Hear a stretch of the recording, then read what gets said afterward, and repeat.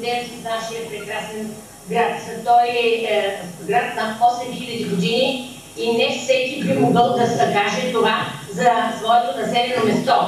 Наричаме го град Феникс, защото е изпепелен от турците, е успял отново да се възроди и да стане това, което днес ние безкрайно много обичаме.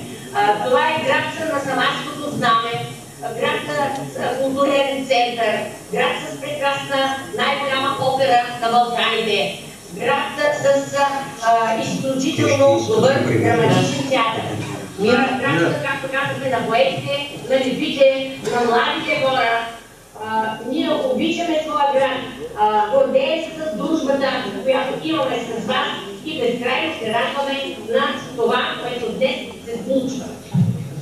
Я немножко переведу то, что успела запомнить из высказывания Миры.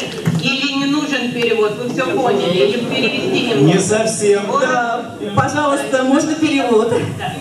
Город Стара-Загора – древний город. Ему более 8000 лет. Так что приезжайте, посмотрите старинные достопримечательности города. Также этот город славится и страницами наших общих побед в русско-турецкой освободительной войне. Город Стара-Загора, это я уже от себя добавляю немножко, в городе Стара-Загора находится большой мемориал защитникам Стара-Загоры. Здесь действительно проходили очень ожесточенные бои с турецкими войсками, и при спасении Самарского знамени здесь погиб наш молодой 33-летний офицер, дворянин Павел Петрович Калитин.